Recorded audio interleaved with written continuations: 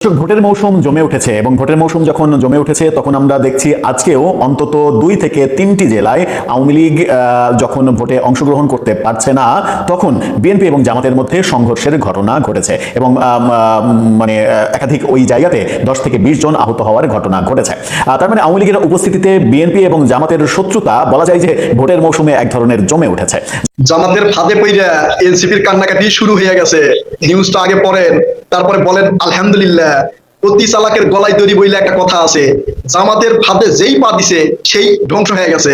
চরমনাই আগেই বুঝবার পারছিল যে জামাত ভবিষ্যতে কি করবার পারে, আর জামাত কখন কিভাবে পাল্টি নেয় সেটা এতদিন জোটের মধ্যে থাইকা ইসলামী আন্দোলন বাংলাদেশের নেতা মানে চরমনাইয়ের নেতারা বুঝবার পারছে। তাই নির্বাচনের আগেই শুরুত কইরা সইরা পড়ছে। এনসিপি প্রথম দিকে ভালোই ছিল, তারা বিএনপির সাথে জোট করার একটা সিদ্ধান্ত নিয়েছিল, কিন্তু ওই যে হাঙ্কের পীর সাহেব আছেন পিনাকি স্যারের কথা শুই না জামাতের সাথে যোগ দিয়ে এখন কান্নাকাটি করতেছে। কি ঘটনা ঘটছে সেটা কইতাছি। এখন পিনাকি স্যারের কথা শুই না তারা যে জামাতের সাথে জোট করলো তারপর থেকেই শুরু হয়ে গেছে। ওই যে কইছিল না, তিনি আমার কথা শুনলেন না, শুনলেন ভুট্টু সাহেবের কথা। তো এই যে জাতীয় নাগরিক পার্টি এনসিপি বিএনপির কথা শুনে নাই, শুনছেন হাঙ্কের পিনাকি স্যারের কথা। এখন শুরু হয়ে গেছে কান্নাকাটি, আর শেষ নাই। ঠিক আছে, ভাল লাগবে জামাত যেটা প্রতিশোধ নিচ্ছে এনসিপির উপরে তার প্রমাণটাও দিমু। ঠিক আছে, একবারে চেলচেলাইয়া বুঝে যাবেন যে এনসিপির উপরে জামাতের এটা প্রতিশোধ। কারণ আপনারা আগেই দেখছেন যে এনসিপির নেতারা জামাতকে নিয়ে কি ধরনের বক্তব্য দিছে। এনসিপির নেতারাই কিন্তু প্রথমে কইছে জামাত যুদ্ধাপরাধী, জামাত দেশদ্রোহী, জামাত বাংলাদেশের স্বাধীনতা চাই নাই, জামাত গুপ্ত রাজনীতি করে, এগুলো এনসিপির নেতারা কইছে। আমি শুনাই দিব, তাদের বক্তব্যগুলো শুনাই দিব। আগে এনসিপির সাথে কি হয়েছে সেটা একটু কইয়া লই, মজা পাবেন, বলবেন আলহামদুলিল্লাহ। ঠিক আছে, এই যে কিছুদিন আগে জামাতের প্রার্থী যারা ছিল বিভিন্ন এলাকায়, তাদের নাটক আপনারা দেখছেন না? আমার ভিডিও কিন্তু দেখছেন, কইয়া দিছি। তারা নাটক সাজালো কি যে তারা তাদের নমিনেশন প্রত্যাহার করবে। তো প্রত্যাহার করতে গেলে ইসির কাছে যা দরখাস্ত দেওয়া লাগবে, এই দরখাস্ত যাতে না দেওয়া লাগে তাই তাদের এই 2-4-5 জন যেগুলো কর্মী ছিল তাদেরকে তারা আগেই বুঝাইছে, শোন হ্যাঁ আমি কিন্তু ওই ইসিতে যাইয়া পদত্যাগ পত্র মানে সরি এই যে নমিনেশন পত্র বাতিলের জন্য দরখাস্ত দিব। তো তার আগে তোরা করবি কি, আমার আটকাবি। ঠিক আছে, আটকাবি যখন, তখন তো সব ভিডিও টিডিও হবে, সোশ্যাল মিডিয়ায় ছড়িয়ে পড়বে, জামাতের ভোট বাহিনী সেটা ছড়াই দিবে, বোঝানো যাবে। তো করলো কি, তাদেরকে কার্যালয়ে ঢুকে তালা দিল, আবার কাউকে বাড়ির মধ্যে ঢুকে রাখা সেখানে আটকায় দিল, আর ছড়াই দিল যে আমাকে নেতা কর্মীরা আমার ছাড়া আর কাউকে সাপোর্ট করবি না। ঠিক আছে, এই নাটক করার পরে তারা আর তাদের প্রার্থীতা বাতিল করে নাই। এত নাটক করার পরেও যখন হয় নাই, তখন এই যে জামাতের যে সকল প্রার্থীরা তাদের নমিনেশন প্রত্যাহার করে নাই, তারা এখন এনসিপি কে বয়কটের ডাক দিছে। বয়কট মানে এনসিপি বয়কট। ঠিক আছে, এনসিপি বয়কট মানে বুঝতে পারছেন যে ওই এলাকায় জামাতের যেগুলো সমর্থক আছে তারা আর এনসিপি কে সমর্থন করবে না। এখন এই 11 দলের জোটের ভিতর থেকে এনসিপি কথাও কবার পারছে না যে কি কথা কবে, কারণ এনসিপির যেই শীর্ষ নেতারা আছে, এই নাহিদ ইসলাম, হাসনাত আব্দুল্লাহ, সার্জিস আলম, নাসিরউদ্দিন পাটোয়ারি, এই কয়েকজন এই জামাত কিন্তু মন্ত্র পড়াইছে, মন্ত্র। তাই এরা তো এদের আসলে তো ঠিকই জামাত সুযোগ সুবিধা দিয়ে দিছে। ঠিক আছে, আর বাকি যেগুলো আছে আরো অনেক যেগুলো আছে আর কি 30টা দেওয়ার কথা, সেগুলাতে জামাত বাঁশ দিচ্ছে এনসিপির বাঁশ। আর সেই বাঁশের প্রথম হচ্ছে এইটা। ঠিক আছে, এনসিপি বয়কট। এখন এই এনসিপি বয়কট করার পরে এনসিপির ওখানকার যে প্রার্থী তাই বলছে জামাত বিশ্বাসঘাতকতা করতেছে। ভাইজান আপনারা এতদিন পরে বুঝতে পারলেন যে জামাত বিশ্বাসঘাতকতা করবে। ঠিক আছে, এই যে অপরদিকে বিএনপি দেখছেন, বিএনপির কথা যারা শোনে নাই তাদেরকে কিন্তু তারেক রহমান দল থেকে বহিষ্কার করে দিছে। এমনকি এই রুমিন ফারহানাকেও বহিষ্কার করে দিচ্ছে। কথা শুনবেন না, বহিষ্কার করে দিবে। জামাত সেটা করে নাই, এখন পর্যন্ত করে নাই, আর এটা ভবিষ্যতে করবে বলে মনে হয় না। কারণ এনসিপির উপরে তারা প্রতিশোধ নেওয়া শুরু করছে। কেন প্রতিশোধ নিচ্ছে সেটাও করছি। ঠিক আছে, এই যে নাসিরউদ্দিন পাটোয়ারির একটা বক্তব্য শুনেন, ছোট্ট করে শুনেন।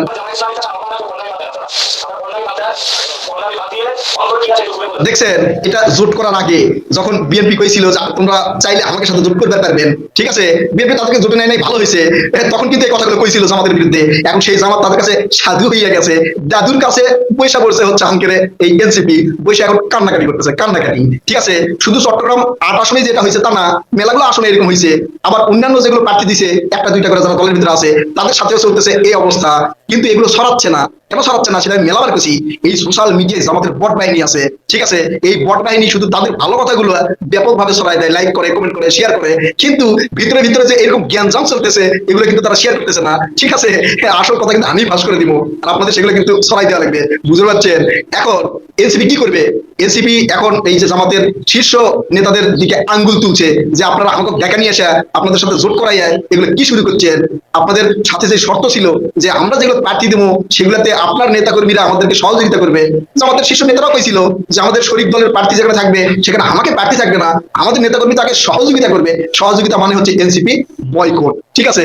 এখন জামাতকে বিশ্বাসঘাতক বলতেছে এনসিপি, এটা চলতে থাকবে। আর এই বিশ্বাসঘাতকতার একবারে শেষ নাটক দেখবেন 12 ফেব্রুয়ারি এই জাতীয় সংসদ নির্বাচনে। এরপরে এনসিপি নামের কোন একটা দল আসিল বলে মনে পড়বে না, কারণ সব জায়গা থেকে বিএনপি জয় জয় কাপ দেখতেছেন। তারেক রহমান যেখানে যাচ্ছে সেখানে মানুষের ঢল নেমে আসতেছে, ঠিক আছে। আর 2-4টা ওই যে বক্তব্য শেষে বা শুরুতে স্টেজের সামনে যে লোকজন আসতেছে সেই ভিডিওগুলো জামাত শিবিরের বড় বাহিনী ছড়াই দিচ্ছে আর হচ্ছে যে বিএনপির সমাবেশে নাকি লোকই আসতেছে না। কিন্তু এই যে মেইন স্ট্রিম গণমাধ্যম যেগুলো আছে, বিভিন্ন টেলিভিশন আছে, তারা কিন্তু সত্য কথা তুলে ধরতেছে। আর সেগুলো শেয়ারও খুব একটা হচ্ছে না, লাইক কমেন্ট হচ্ছে না। কেন হচ্ছে না? আমরা বলতেছি সোশ্যাল মিডিয়ায় জামাতের বড় বাহিনী বেশি, বিএনপির নেতাকর্মীদের অ্যাক্টিভিটি কম, আমরা খুব একটা প্রচার করে পারছি না, সেই জন্য সেগুলো প্রচার হচ্ছে না। তাই আমাকে উচিত সেগুলো একটু প্রসার করে দেওয়া, ঠিক আছে। তো এখন এনসিপি কি করবে? চরমনাই তো আগে চলে গেছে, তাই না? চরমনাই কইছিল জামাত কি জানো আর কি, যা কথা বললাম না, নিজের মুখে বলা যাবে না, কিন্তু আপনারা বুঝে নিয়েন, শুনে নিয়েন। এনসিপি এখন সেই চিন্তা ভাবনার মধ্যে আছে, যে কোনো সময় এই জোট ভেঙে খান খান হবার পারে। বিশেষ করে এনসিপি থাকবে বলে মনে হয় না, ঠিক আছে। তো এনসিপির জন্য যখন বিএনপির দরজা খোলা ছিল, সেই দরজা এনসিপি ঢোকে নাই, তিনি ঢুকছেন জামাতের কলা কৌশলের ভিতরে। যা চাইছে তাই দিছে জামাত, কারণ হচ্ছে কি, ঠিক ম্যাটটা দিবে নির্বাচনে। এই জন্য জামাতের কাছে যা চাইছে এনসিপি তাই দিছে। এখন এনসিপি বয়কট, জামাত বিশ্বাসঘাতক, দুইজনেই লেগে গেছে। আরো লাগবে, ঠিক আছে। তো কলিজার ভাই বোনেরা, ভিডিওটা একটু ছড়াই দিয়ে লাইক কমেন্ট করেন। আমার ভিডিও ডিসক্রিপশন বক্সে ফেসবুক পেজ দেওয়া আছে, সেখানে গিয়ে ভিডিওটা ব্যাপক ছড়াই দিবেন, কারণ এটা ছড়াই দেওয়া দরকার। অন্যান্য জোটে যারা আছে তাদের কথা ফাঁস করে দিব, ঠিক আছে। কথা হবে নতুন কোনো ভিডিওতে ইনশাল্লাহ। ততক্ষণ পর্যন্ত ভালো থাকবেন, আল্লাহ হাফেজ। নাম শুধু বলেনি, কিন্তু পরিষ্কার জামাত ইসলামকে লক্ষ্য করি এই কথা বলছে। এবং ফাইনালি ইসলামী আন্দোলন তারা এককভাবে নির্বাচন করছে, প্রায় 260-65 বা 70টা আসনে তারা নির্বাচন করছে। এটা জামাতের জন্য একটা সবচেয়ে বড় ধাক্কা। ইসলামী আন্দোলনের একটা লক্ষ্য ছিল সব ইসলামী ভোট এক বাক্সে আনার একটা নীতি ছিল, এবং ইসলামী আদর্শ প্রতিষ্ঠা করা। জামাত ইসলাম দুই কুল রক্ষা করতে গেছে, ইসলামিক দলগুলোকে আনতে গেছে এবং গণতান্ত্রিক দলগুলোকে আনতে গেছে। এবং তারা বিদেশিদের সাথে যে মিটিং করে বলছে যে না, তারা নামটা ইসলামী আন্দোলন জামাত ইসলাম হতে পারে, কিন্তু তারা ক্ষমতায় যে গণতান্ত্রিক রাষ্ট্র কনসেপ্টটাই বাস্তবায়ন করবে। দফায় দফায় কিন্তু এই বিষয়গুলো বুঝতে চেয়েছে, এবং জামাত ইসলামের পক্ষ থেকে সেভাবেই বলা হয়েছে। এই যে বলা হয়েছে এটা ইসলামী আন্দোলন জানে না, অথবা ইসলামী আন্দোলনকে উপেক্ষা করা হয়েছে। জাতীয় সরকারের কথা বলেছেন জামাত ইসলামের আমির তারেক রহমানের সঙ্গে বৈঠক করে, সেটাও ইসলামী আন্দোলন জানে না। ইসলামী আন্দোলন জানে না যে তাদের জোটে এনসিপি এবং এলডিপি, কর্নেল অলির এলডিপি, তাদেরকে অন্তর্ভুক্ত করা হবে। এগুলো হলো তাদেরকে উপেক্ষা করা হয়েছে বলে তারা অভিযোগ করছে। সবচেয়ে গুরুত্বপূর্ণ হলো যে শরিয়া আইন বাস্তবায়ন হবে না, তাহলে ইসলামী আন্দোলন কেন থাকবে? আরো গুরুত্বপূর্ণ হলো যে আসন, যে তারা 100টা আসন, সেখান থেকে কমতে কমতে কমতে তারা 70-75টা চেয়েছিল, আরো কমে যায় শেষ পর্যন্ত 50টা আরো কম রেখে তারা প্রার্থিতা ঘোষণা করে। দারুণভাবে ক্ষুব্ধ হয়েছে এবং তারা আলাদাভাবে নির্বাচন করার ঘোষণা দিয়েছে। অন্যদিকে লেবার পার্টি যুক্ত হচ্ছে ইরানি, মুস্তাফা জামান ইরানি কি নাম, ওনার নেতৃত্বাধীন যে লেবার পার্টি, যেটা 12 দলীয় জোটের ছিল, সেই জোটটা কিন্তু তছনছ হয়ে গেছে। সেই এলডিপির একটা অংশ সাদ্দাত হোসেন সেলিমের নেতৃত্বে বিএনপি একীভূত হয়েছে, এবং সাদ্দাত হোসেন সেলিম লক্ষ্মীপুর থেকে নির্বাচন করছেন ধানের শীষ প্রতীক নিয়ে। তারপরে কাজী জাফরের দল বা অন্যান্য দল সবাই কিন্তু একীভূত হয়ে গেছে, এবং 12 দলীয় জোটের অন্তত আর সম্ভবত অস্তিত্ব নেই।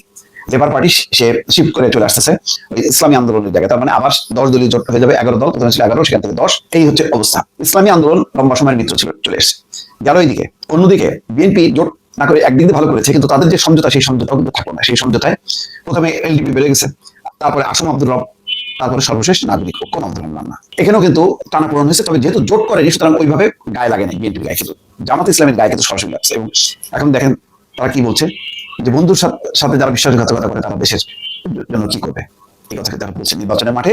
এখন এইসব বক্তব্য কিন্তু যথেষ্ট সাড়া ফেলেছে দর্শক। জামাত শিবির এনসিপি নাসিরউদ্দিন পাটোয়ারি কি জিনিস বিএনপি অক্ষরে অক্ষরে টের পাচ্ছে। বিএনপি সুর নরম হয়ে এসেছে, বিএনপি পিছু হটতে বাধ্য হচ্ছে, বিএনপি ভয় থরথর করে কাঁপছে। জামাত শিবির কি পারে তারা দেখিয়ে দিচ্ছে। বিএনপি এখন তাদের ফ্যামিলি কার্ড লুকিয়ে রেখেছে, এখন আর ফ্যামিলি কার্ডের কথা তেমন বলে না, এখন আর পকেটে নিয়ে ঘুরে না, এখন ঘুরিয়ে বলে যে ফ্যামিলি কার্ড না না, টাকা পাবো কোথায়, অর্থনৈতিকভাবে আপনার ধরিয়ে দিয়েছে না, বিষয়টা এরকম না। এমনিতে অনেক সুযোগ সুবিধা দেওয়া হয়, এগুলো আমরা একত্র করবো, একটু বাড়িয়ে দিব। আগে যেরকম চাপা মারতে এখন আর মারে না। দর্শক, সন্ত্রাসী হুমকি টমকি যা দিত ওটাও ঠান্ডা হয়ে গেছে। জামাত শিবির এনসিপি নাসিরউদ্দিন পাটোয়ারি হাসনাত আব্দুল্লাহরা অফেন্সিভ খেলেছে, ইয়র্কার মেরে বিএনপিকে ডিফেন্সিভ বানিয়ে দিয়েছে। যারা এখন সুর নরম করেছে, পিছু হটার আলামত। এখন বলছে যে আমরা পাতানো নির্বাচনের সংখ্যা দেখছি, কারচুপি হতে পারে, ইলেকশন ইঞ্জিনিয়ারিং হতে পারে, এটা স্থায়ী কমিটি বলছে। এর মানে পরাজয় স্পষ্ট বুঝে গেছে তারা। তো দর্শক, না, আপনারা ভালো সংখ্যক সিট পাবেন, ফার্স্ট হতে পারবেন না, কিন্তু সিট পাবেন, আপনারা সেকেন্ড হবেন, এত টেনশনের কিছু নেই। তবে ওই যে বৃদ্ধ যারা, এদের রাজনীতি শেষ। মির্জা ফখরুল, মির্জা আব্বাস, আপনাদের জমানা শেষ। ইশরাক, সৈয়দুদ্দিন চৌধুরী, ওই জমানা রাজনীতি করবে, আপনারা শেষ। তো দর্শক, এই জায়গায় দেখেন, আমি নাসিরউদ্দিন পাটোয়ারি একটা বক্তব্য বিশ্লেষণ করবো। খেয়ালে আপনার হাফ প্যান্ট খুলে যাবে, হাঙ্গি ভাঙ্গি করবেন না। মির্জা আব্বাসকে নাসিরউদ্দিন পাটোয়ারি বলছেন, 2 দিন পর তো গুলিস্তানের মোড়ে বসে থাকবেন, তারপরে বলবেন যে আমার আমসালা সব গেল। নাসিরউদ্দিন পাটোয়ারিকে খাওয়াবেন না, হাফ প্যান্ট খুলে যাবে। এই কথাটার ওয়েট বুঝেন? এই কথাটা অত্যন্ত ভারী কথা। এই কথার তাৎপর্য বাংলাদেশের রাজনীতিতে গভীর। আর এই তরুণদের খেপালে, নাসিরউদ্দিন পাটোয়ারিদের খেপালে কি হয়, এটা তো আমরা দেখেছি। হাসিনার কি করেছে, বিএনপি কি প্রত্যাশা করেছিল একটু চিন্তা করেন। বিএনপি তার ক্ষমতা আসতে চেয়েছে, তারা আওয়ামী লীগের পতন চেয়েছে, কিন্তু পতন চায়নি, আওয়ামী লীগের ক্ষমতার পরিবর্তন চেয়েছে। বিএনপির কোনো দিন, আমি দায়িত্ব নিয়ে বলছি এবং এর প্রমাণ দিতে পারবো, নির্বাচনের মাধ্যমে ক্ষমতার পরিবর্তন ছাড়া অন্য কোনো উপায়ে হাসিনার পতন হোক, এটা বিএনপি কোনোদিন 1 সেকেন্ডের জন্য চায়নি। চেয়েছে 3 আগস্টের পর।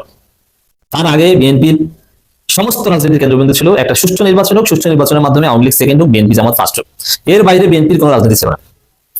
আওয়ামী লীগ এভাবে পালিয়ে যাক, গণভবন দখল করি, হাসিনা পুরো আওয়ামী লীগ পালাক, এটা কখনো বিএনপি চায়নি। কিন্তু এটা কি আমরা কল্পনা করেছি? না, করিনি। আমরা কি ভেবেছিলাম? সর্বোচ্চ, যেমন আমি নিজেই অবশ্য একটা পর্যায়ে জানতে পারি যে শিবিরের ছেলেরা গণভবন দখল করার প্ল্যান করেছে, আর শিবিরকে আমি বিশ্বাস করি যে শিবির যে বলে তা করে, শিবির যে পরিকল্পনা করে সেটা করে, চুলের মতো। কিন্তু তার আগে আমরা ভাবতাম এরকম যে হাসিনার পতন হবে, হাসিনা পদত্যাগ করেন, পদত্যাগ করে নির্বাচন দেন, পদত্যাগ করে জাতীয় সরকার গঠন করেন, সেনাবাহিনীকে ক্ষমতা দেন, আমরা এগুলো বলতাম। তাহলে বিষয়টা কি দাঁড়াতো আমাদের, যে অথবা এই প্রত্যাশাও ছিল যে প্রধানমন্ত্রী হাসিনাই থাকুক, কিন্তু বিএনপি জামাত সবাইকে নিয়ে একটা সমাধান করেন। এই ধরনের চিন্তা ভাবনা, দৃষ্টিভঙ্গি আমাদের ছিল। আর সর্বোচ্চ প্রত্যাশা ছিল হাসিনা পদত্যাগ করে মোহাম্মদপুর বা ওই যে গণভবন যেখানে থাকতো ওখান থেকে তিনি ধানমন্ডির সুধা সদনে আসবেন, ওখানে বসে রাজনীতি করবেন, তারপর নির্বাচনে আবার হাসিনা বিজয়ী হলে হতে পারেন। হাসিনারও এরকম প্ল্যান ছিল যে আমি ক্ষমতা ছেড়ে দিই। হাসিনা একটা প্ল্যান ছিল, আমি বলি আপনাদেরকে, হাসিনা ক্ষমতা ছাড়ার প্ল্যান করেছিল একটা পর্যায়ে, যে আমি ক্ষমতা ছেড়ে দিব, ক্ষমতা ছাড়ার পরে নির্বাচন দিব। সে নির্বাচনে ক্ষমতায় অনিবার্যভাবে বিএনপি আসবে, বিএনপি জামাত আসবে। হাসিনা থাকলে তো বিএনপি জামাত জোট থাকতো। তো বিএনপি জামাত জোট আসলে আমি এমন অবস্থা করে রেখেছি 1.5 বছরের মধ্যে বিএনপির বিরুদ্ধে গণঅভ্যুত্থান হবে, তারপর আবার আমি ক্ষমতা আসবে, এসে আবার ফেসিবাদ কায়েম করবো, তারপর 2041। 1.5 বছর একটু দূরে থাকে, সুধা সদনে থাকি, গণভবন থেকে, এরকম একটা প্ল্যান হাসিনা ছিল। কিন্তু এই হাসিনা নাসিরউদ্দিন পাটোয়ারিদের খেপিয়েছে, সাদিক ক্যাম্প সিবগাতুল্লাহদের খেপিয়েছে, হাসনাত আব্দুল্লাহ শারজিজদের খেপিয়েছে, আসিফ মাহমুদ নাহিদদের খেপিয়েছে। হাসিনার কি অবস্থা হয়েছে দেখেন, দুপুরে রান্না করা কোরমা পোলাও খেয়ে যেতে পারেনি, জামা কাপড় ঠিক মতো নিয়ে যেতে পারেনি, কিভাবে পালাতে হয়েছে হাসিনাকে। অতএব দর্শক, নাসিরউদ্দিন পাটোয়ারিদের খেপালে কি হয়, এই যে বয়ান করলাম। এখন মির্জা আব্বাস, বিএনপি এরা যদি নাসিরউদ্দিন পাটোয়ারিদের খেপায়, তারা বুঝবে এই যে কথাটা, এতেই তো মির্জা আব্বাসের হাত পা কাঁপাকাঁপি। আমি খেয়াল করি নাসিরউদ্দিন পাটোয়ারি যখন একটু জেগে উঠে নাড়াচাড়া দেন, তারপরে মির্জা আব্বাসের বক্তব্য আমি খুঁজে শুনি যে কেমন, দেখেছি তার মলিন মুখ। মানে মির্জা আব্বাস নাসিরউদ্দিন পাটোয়ারি ভয়ে থরথর করে গেল, হাসিনা কেঁপেছে, ভারত কাঁপে এখনো, আর তুমি কিসের কি মির্জা আব্বাস? মির্জা আব্বাস কোনো টাইম আছে নাকি নাসিরউদ্দিন পাটোয়ারিদের? দর্শক, মির্জা আব্বাসকে জিজ্ঞেস করা হয় যে আপনার প্রতিশ্রুতি কি ঢাকা 8বাসীর জন্য? বলে যে কোনো প্রতিশ্রুতি নাই, এবং কথা আটকে যায়, তোতলায়। মির্জা আব্বাস এখন তোতলা হয়ে গেছে অনেকটা, কারণ ভয় কথা বলতে পারছেন না, হতাশায় আতঙ্কে কথা বলতে পারছেন না যে কেমন অবস্থা হবে, কি ধরাটা খাবো। মির্জা ফখরুলদের মনে কামড় দিয়েছে, দেবার পরাজিত হওয়া লাগবে। আর জামাত খেলাটা কোন জায়গায় খেলেছে দেখেন, ঢাকায় তরুণদেরকে নমিনেশন দিয়ে দিয়েছে, মির্জা আব্বাসের বিরুদ্ধে নাসিরউদ্দিন পাটোয়ারিকে দিয়ে দিয়েছে, এবার খেলা হোক, মজা না? ঢাকা 8 আসনে 10 দলীয় জোটের প্রার্থী ও এনসিপি নেতা নাসিরউদ্দিন পাটোয়ারি বলেছেন, আমাকে খেপালে আপনার হাফ প্যান্ট খুলে যাবে। এই কথার ওয়েট অনেক, এবং এই কথায় পুরো বিএনপি ভয় পেয়েছে বলে মনে করি, এবং এটা যে এনসিপি পারে এটা বিএনপিও জানে। আর জামাত শিবির আপনার ফ্যামিলি কার্ড খেয়ে দিয়েছে, দেখেছেন না? জামাত শিবির কিভাবে পুরো পরিস্থিতি ধীরে ধীরে তাদের অনুকূলে এনেছে, সমস্ত ছাত্র সংসদ নির্বাচনে জিতেছে, নির্বাচন হচ্ছে, অনেক ষড়যন্ত্র করেছেন আপনারা, কিন্তু কিছুই করতে পারেননি। কারণ আমরা শেখ হাসিনা হাফ প্যান্ট খুলে দিয়েছিলাম, তাকে হাফ প্যান্ট খুলে দিয়ে দিল্লিতে পাঠিয়ে দিয়েছিলাম, আমার সাথে কোনো হাঙ্কি ভাঙ্কি করবেন না, করতে চাইলে অন্য কোথাও গিয়ে করেন, আমার সাথে যদি হাঙ্কি ভাঙ্কি করার চেষ্টা করেন সমুচিত জবাব দেবো, কারণ আমি এক আল্লাহ ছাড়া কাউকে ভাবি না। আসলে নাসিরউদ্দিন পাটোয়ারি অসাধারণ একজন সাহসী পীর পুরুষ। সালাউদ্দিনকে শিলং সালাউদ্দিন বলার সাহসী নাসিরউদ্দিন পাটোয়ারি করেছেন, এবং গডফাদার হিসেবে আখ্যায়িত করার সাহস নাসিরউদ্দিন পাটোয়ারি পেয়েছেন। হকের পক্ষে, অন্যায়ের বিরুদ্ধে নাসিরউদ্দিন পাটোয়ারি এক বলিষ্ঠ কণ্ঠস্বর। অতএব এই নাসিরউদ্দিন পাটোয়ারি আবার কখনো শিবির, কখনো জামাত, কখনো হাসনাত, পুরো বিএনপির সুর নরম করে দিয়েছেন। উল্টা পাল্টা যদি করতে যাই বিপদে পড়বো, ভোট চুরি করবো, হাসনাতা ভোট চুরি পিছন থেকে ঢুকিয়ে দিবে, সম্ভব নয়। সরকারটা তো বিএনপি না, সরকারটা তো ইউনূস সরকার। দর্শক, বিএনপি ভয় কাঁপছে, যখন এই শত্রুতাটা জমে উঠেছে তখন বাংলাদেশের গণমাধ্যম দেশ রূপান্তর তারা একটা চমকপ্রদ খবর সামনে এনেছে। সেই খবরে তারা বলতে চাইছে যে বিভিন্ন দল আওয়ামী লীগের ভোটারদের কিভাবে কাছে টানা যায়, আওয়ামী লীগের ভোট ব্যাংক কিভাবে নিজেদের বাক্সে পড়া যায়, সেই ভাবনা এবং সেই কৌশলে ব্যতিব্যস্ত হয়ে পড়েছে। বিশেষ করে তারা বিএনপি এবং জামাতের কথা বলছে যে বিএনপি এবং জামাত দুই দলই আওয়ামী লীগের ভোট নিজেদের বাক্সে নেওয়ার জন্য তোড়জোড় শুরু করে দিয়েছে। কিন্তু মজার ব্যাপার হচ্ছে বিএনপি এবং জামাত যখন আওয়ামী লীগের ভোট নেওয়ার জন্য তোড়জোড় শুরু করে দিয়েছে, ঠিক তখন আমরা গতকালকে আওয়ামী লীগের ছাত্র সংগঠন, যে সংগঠন নিষিদ্ধ, সেই ছাত্রলীগের এক নেতা যে সাদ্দাম, সেই সাদ্দামের যে অমানবিক ঘটনা, তার স্ত্রী পুত্রের মৃত্যু এবং 11 মাস জেল গেটে 3 মিনিটের জন্য তার দেখা, এবং তাকে কেন্দ্র করে যা কিছু হলো, অমানবিক যা কিছু হলো, সরকার তাকে প্যারোলে মুক্তি দিল না। সরকার বিবৃতি দিল যে প্যারোলে মুক্তি চাওয়াই হয়নি, অথচ বাগেরহাটের ডিসি স্বীকার করলেন যে এরকম একটা আবেদন তার কাছে গিয়েছে এবং তিনি জেল কর্তৃপক্ষকে বলেছেন।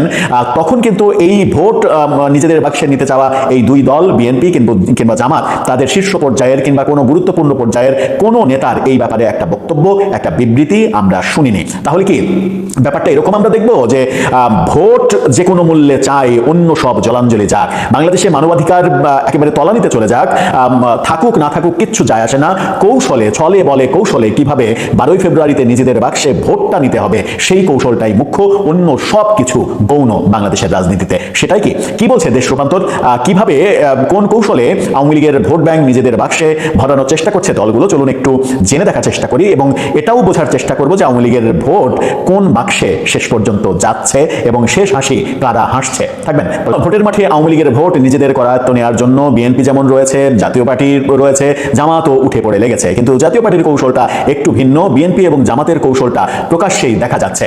বিএনপি জামাতের বিভিন্ন নেতার বক্তব্যে এগুলো উঠে আসছে। সেই রেফারেন্সগুলো দিয়েই দেশ রূপান্তর এই নিউজটা তৈরি করেছে। তারা শিরোনামে বলছে আওয়ামী লীগের ভোট নিয়ে টানাটানি।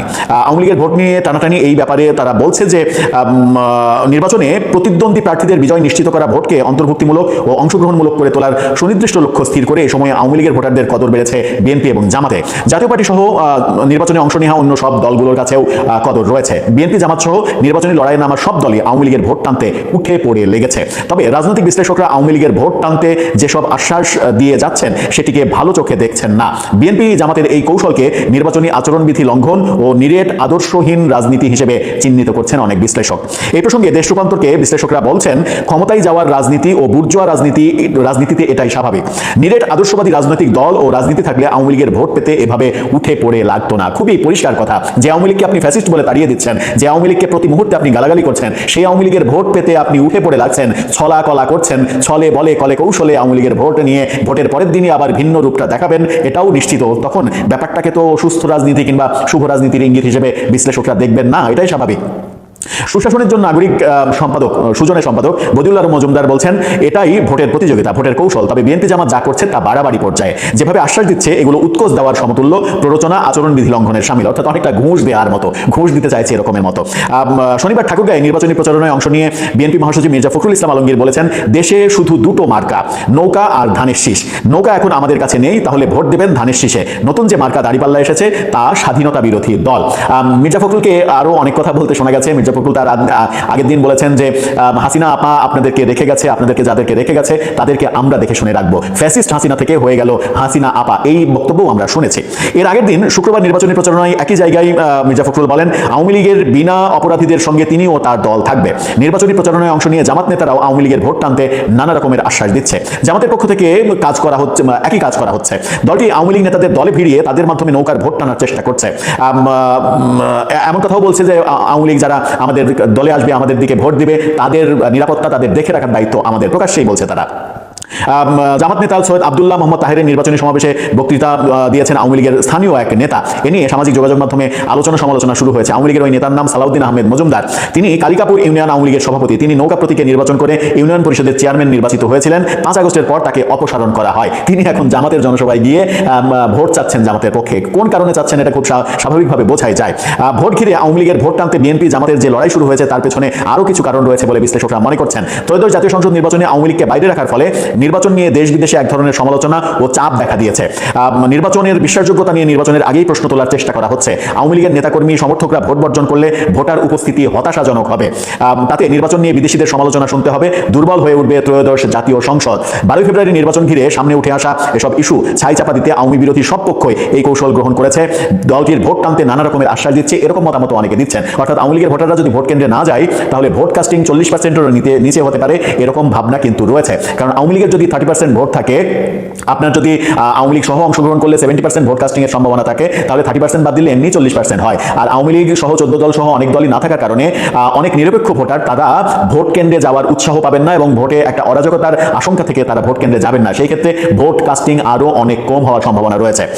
এদিকে বিএনপি জামাত আওয়ামী লীগের ভোট পেতে সর্বোচ্চ চেষ্টা অব্যাহত রাখলেও জাতীয় পার্টি এই লড়াইয়ে কিছুটা পিছিয়ে। জাতীয় পার্টির থিওরি হচ্ছে যে এত কিছুর পরে আওয়ামী লীগ ভোট কেন্দ্রে যাবে না, ভোট দিতে যাবে না, এটাই বাস্তবতা। আর যদি তারা ভোট কেন্দ্রে যায় তাহলে তারা বিএনপি এবং জামাতকে ভোট দেবে না, তারা ভোট দিলে লাঙ্গল মার্কাতেই দেবে, জাতীয় পার্টিকেই দেবে। সুতরাং তাদের প্রকাশ্যে আওয়ামী লীগের ভোট চেয়ে বেড়ানো কিংবা তাদেরকে নিয়ে নতুন কোনো পরিকল্পনার কোনো দরকার নেই। জাতীয় পার্টি নিশ্চিত আছে যে আওয়ামী লীগ যদি ভোট দিতে যায় তাহলে তাদের পেছনে ছোটা লাগবে না, তারা এমনিতেই লাঙ্গলে ভোট দেবে, তারা কখনোই বিএনপি জামাতকে ভোট দেবে না।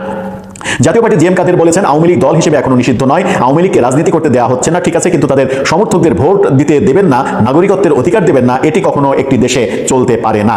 কাদের বলা হচ্ছে আওয়ামী লীগ আমাদের ভোট দিলে ঠিক আছে কিন্তু জাতীয় পার্টিকে দেওয়া যাবে না। মানে অনেকেই তো বলছেন আওয়ামী লীগ যদি আমাকে ভোট দেয় তাহলে সব ঠিক আছে, আর জাতীয় পার্টিকে দিলে তাহলে ফ্যাসিস্ট। এই ব্যাপারে তিনি বলছেন জামাত বিএনপি এনসিপি সবাই আওয়ামী লীগের ভোট চাইছে, তাদের কোনো অপরাধ নেই, কিন্তু জাতীয় পার্টি চাইলে দোষর হয়ে যাচ্ছে, এটা জিএম কাদের বলছেন। এদিকে বিএনপি ভিন্ন একটি কৌশলে আওয়ামী লীগের ভোট পাওয়া এবং ভোটারদের কেন্দ্রে আসার অনুরোধ করছে। কৌশলটা কি? খুবই ইম্পর্টেন্ট কৌশল এটা। সেটা হচ্ছে সেই কৌশলের পুরো ভাগে গণভোটের ব্যাপার রয়েছে। গণভোটে হ্যাঁ পরাজিত করতে পারলে আওয়ামী লীগের ভোটার যত বেশি আসবে তত সম্ভাবনা দেখা দেবে না ভোট জেতার। এবং আওয়ামী লীগ যেহেতু এই জুলাই সনদ টনদ এগুলোর বিরুদ্ধে, সেহেতু আওয়ামী লীগের ভোটারদের এটা বোঝাবে তারা যে আপনারা না আসলে যদি হ্যাঁ ভোট জিতে যায় তাহলে তো আপনাদের আরো বিপদ বেড়ে যাবে, আপনারা আসেন, না ভোট দেন, না ভোট জিতুক, তাহলে আপনাদের বিপদ কমে যাবে। এই কৌশল নিচ্ছে বিএনপি, এরকম দাবি করছে দেশ রূপান্তর। যদিও এরকম কোনো উদাহরণ এখন পর্যন্ত আমার চোখে পড়েনি, তবে আমার মনে হয় যে হ্যাঁ ভোট না ভোটের ব্যাপারে বিএনপি ভোটের দিন পর্যন্ত নিশ্চুপ থাকবে। আওয়ামী লীগ ব্যাপারে এই কৌশলটা সত্য হতেও পারে যে আওয়ামী লীগকে বোঝানো যে আপনারা আসেন, ভোট কেন্দ্রে আসেন, না ভোট দেন এবং আমাদেরকে ভোট দেন, জামাত আসলে তো আপনাদের বিপদ আছে, এরকমটা। আবার বিএনপি শীর্ষ পর্যায়ে মনে করে গণভোটে না যেতে উৎসাহ দেওয়ার ভোটের টানা গেলে, নায়ের পক্ষে ভোট টানা গেলে ধানের শীষের প্রতীকের ভোটও নিশ্চিত হবে। অর্থাৎ তারা আমাদের আহ্বানে এসে যদি না ভোট দেয় তাহলে তারা আমাদের ধানের শীষেই ভোট দেবে। আওয়ামী লীগের ভোট টানতে জামাতের কৌশল হলো 5 আগস্ট পরবর্তী সময়ে আওয়ামী লীগের উপরে সব থেকে বেশি নিপীড়ন নির্যাতন করেছে বিএনপি। এই কৌশলটা তারা অবলম্বন করছে। এই কৌশলটা অবলম্বন করে তারা আওয়ামী লীগের ভোটারদের বলছে যে দেখেন গত 17 মাসে যত নিপীড়ন নির্যাতন সব তো বিএনপি আপনাদের করেছে, সুতরাং আবার যদি আপনাদের ভোট দেন, আপনারা যদি তাদেরকে ভোট দেন তাহলে আপনাদের ভিটামাটিতে ঘুঘু চড়াবে তারা। সুতরাং আপনারা আমাদেরকে ভোট দেন, আমরা ক্ষমতায় গেলে এই 17 মাসে যেমন আমরা আপনাদের বিরুদ্ধে কোনো ধরনের কোনো ব্যবস্থা নিইনি, কোনো কিছু করিনি, সেরকম অবস্থা বরং তার চাইতে ভালো অবস্থা হবে, আমরা আপনাদের নিরাপত্তা নিশ্চিত করবো। এই কৌশলে জামাত আগাচ্ছে, এই দাবি করছে দেশ রূপান্তর। আওয়ামী লীগের বিভিন্ন পর্যায়ে কথা বলে জানা গেছে জামাতের ভোট নেওয়ার যে কৌশল গ্রহণ করে মাঠে নেমেছে সেটি আওয়ামী লীগের একটি অংশের বিশ্বাস হতেও পারে। অর্থাৎ যে কৌশলের কথা বললাম সেটা আওয়ামী লীগের একটা অংশ বিশ্বাস করতেও পারে যে গত 17 মাসে বিএনপির নেতাকর্মীরাই তো আমাদের বেশি নির্যাতন করেছে, সুতরাং দাঁড়িপাল্লায় ভোট দিই, এরকম বিশ্বাস করতেও পারে, বিশ্বাস করে তারা ভোট দিতে পারে। কারণ দলটির অনেকেই মনে করে বিএনপি সত্যি অত্যাচার, নিপীড়ন, নির্যাতন এগুলো করেছে। আওয়ামী লীগের তৃণমূলের একটি অংশ ভোট কেন্দ্রে গেলে জামাতের দিকে ঝুঁকে যাওয়ার ইঙ্গিত তাই পাওয়া যাচ্ছে। এটা একটা খুবই গুরুত্বপূর্ণ ব্যাপার। দেশ রূপান্তর বলতে যাচ্ছে যে আওয়ামী লীগের একটা অংশ জামাতের দিকে ঝুঁকে যাওয়ার সম্ভাবনা রয়েছে। খোঁজ নিয়ে জানা গেছে জামাতের এই কৌশল জানতে পেরেছে বিএনপির শীর্ষ পর্যায়ে, তাই বিএনপি সিরিয়াস হয়ে উঠেছে আওয়ামী লীগের ভোট পেতে। 5 আগস্ট পরবর্তী সময়ে ঘটনাগুলো ভুলিয়ে দেওয়ার চেষ্টার পাশাপাশি ভোটের মাঠে আওয়ামী লীগের শাসনামলের সমালোচনা যত কম পারা যায় তত করতে চাইছে তারা। অর্থাৎ আওয়ামী লীগের সমালোচনা যত কম করে পারা যায় সেই কৌশল অবলম্বন করেছে। কিন্তু আজকেই দেখলাম একটি গণমাধ্যমে সালাউদ্দিন আহমেদ, বিএনপির অন্যতম শীর্ষ নেতা, তিনি আওয়ামী লীগের বিরুদ্ধে সীমাহীন বিষোদ্গার করছেন, কিন্তু সেটা তো আর এই কৌশলের সঙ্গে মিলছে না। বিএনপি যদি ওই কৌশল অবলম্বন করে, যদিও মির্জা ফখরুল ইসলাম আলমগীরের কথায় কিছুটা বোঝা যাচ্ছে যে বিএনপি ওই কৌশল নিচ্ছে, কিন্তু আজকে আবার সালাউদ্দিন আহমেদের কথাতে সেই ব্যাপারটা মনে হয়নি আমার কাছে। রাজনৈতিক বিশ্লেষক অধ্যাপক মাহবুবুল্লাহ তিনি বলেছেন ক্ষমতায় যাওয়া এবং বুর্জোয়া রাজনীতিতে এটাই স্বাভাবিক, এগুলো সুবিধাবাদী রাজনীতি। বিএনপি জামাত চেষ্টা করবে আওয়ামী লীগের ভোট ভাগাভাগি করার, এখানে কোয়ালিটি ম্যাটার করে না, কোয়ান্টিটি ম্যাটার করে। অর্থাৎ কে কত বেশি বাগিয়ে নিতে পারলো। নিরেট আদর্শবাদী দল হলে এভাবে উঠে পড়ে লাগতো না আওয়ামী লীগের ভোট পেতে। এ ধরনের রাজনীতি আদর্শবাদী রাজনীতির সঙ্গে সাংঘর্ষিক। এ ধরনের ক্ষমতা কাঠামো ও রাজনীতি যতদিন থাকবে, সুবিধাবাদী রাজনীতিও ততদিন থাকবে। অর্থাৎ এই যে কৌশল, ভোটে টানার যে কৌশল, সেই কৌশলটা কোনোভাবেই সুকৌশল না, এটা অপকৌশল, এমনটা বলছেন এই বিশ্লেষক। যাই হোক, মোদ্দা কথাই বোঝা গেল যে আওয়ামী লীগের ভোটাররা এখন মোটামুটি এক্স ফ্যাক্টর হয়ে গেছে। আওয়ামী লীগের ভোটারদের ভোট যে বাক্সে যারা সব থেকে বেশি টানতে পারবে তারা কিন্তু গেইন করবে, এই সম্ভাবনাটা আছে। সেই ক্ষেত্রে ছলাকলা, ছলে বলে কলে কৌশলে নানা ধরনের নাটক করা, নানা ধরনের সান্ত্বনাসূচক কথাবার্তা বলা, আপাতত 12 তারিখ পর্যন্ত কৌশলে ম্যানেজ করা, এই ব্যাপারগুলো তো নির্বাচনেরই কৌশল। এটাকে খুব একটা নেগেটিভ ভাবে দেখার কিছু নেই। এখন দেখার বিষয় যে এই কৌশলে কিংবা এই অভিনয়ে মুগ্ধ হয়ে আওয়ামী লীগের কত পার্সেন্ট সদস্য সেই ড্রামা কিংবা সেই নাটক কিংবা সেই থিয়েটার দেখতে দর্শক সারিতে উপস্থিত হন। যে কথা দিয়ে শুরু করেছিলাম, যখন দেশ রূপান্তর এরকম একটা খবর তৈরি করছে এবং বিশ্লেষণ করছে, এবং বিশ্লেষণটা ব্যক্তিগতভাবে আমার খুব পছন্দ হয়েছে, এই বিশ্লেষণ যখন করছে তখন আমরা দেখছি তারা শুধু ভোট পাওয়ার জন্যই মরিয়া। কিন্তু গতকালকে বাগেরহাটের সাদ্দামকে নিয়ে যা হলো, যে অনাচার হলো, যে অমানবিক ঘটনা ঘটলো, সেই ঘটনা নিয়ে এই দুই দলের একটি টু শব্দ পর্যন্ত দেখিনি। এমনকি যারা বৈষম্য সমাজে চায় না, বৈষম্য বিরোধী আন্দোলনের নেতৃত্ব দিলেন যারা, তাদের মুখেও একবার শোনা গেল না যে এই দেশ